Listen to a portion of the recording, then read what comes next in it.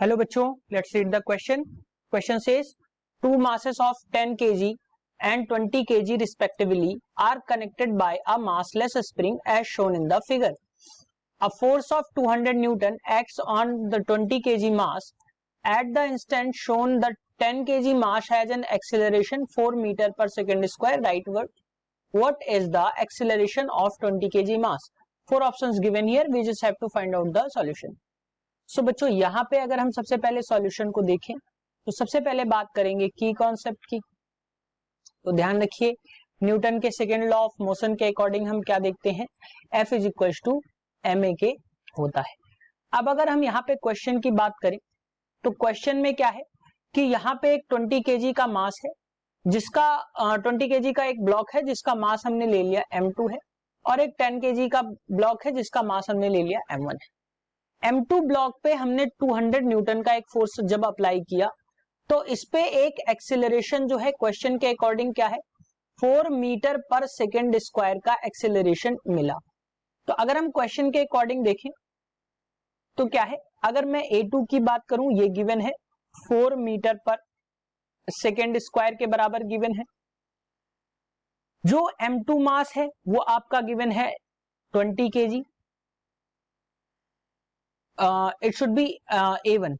ये जो है ये A1 जो एक्सेलरेशन है आपका, ये मैंने कंसिडर किया है A1, मैं इसको कंसिडर करूंगा. A2 की वैल्यू आपसे पूछी गई है कि उसी समय यहां पे एक्सेलरेशन की वैल्यू कितनी होगी.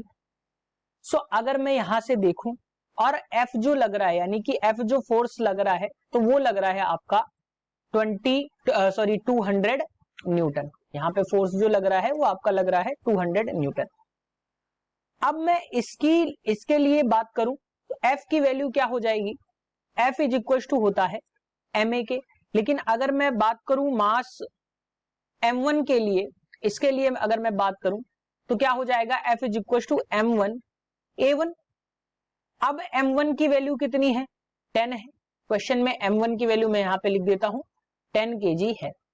सो m1 की वैल्यू है 10 इंटू A1 जो एक्सिलरेशन इस पे मिला वो कितना मिला, 4 मीटर पर सेकेंड स्क्वायर, यानी कि जो फोर्स लगा वो कितना लगा, वो लगा आपका 40 न्यूटन का. यानी कि अगर मैं इस ब्लॉक की बात करूं, इस ब्लॉक पे फोर्स जो लग रहा है वो 40 न्यूटन का फोर्स इस पे लग रहा है.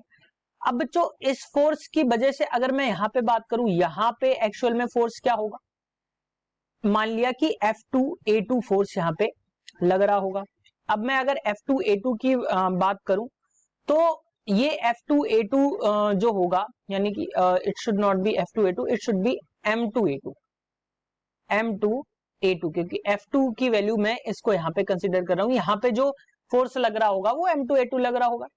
अब M2A2 की अगर मैं बात करूं तो ये एक्चुअल में फोर्स होगा क्या, इस पे लगने वाला फोर्स और इस पे लगने वाला फोर्स के, इस पे जो लग रहा है फोर्स उसके फोर्स के डिफरेंस के बराबर होगा.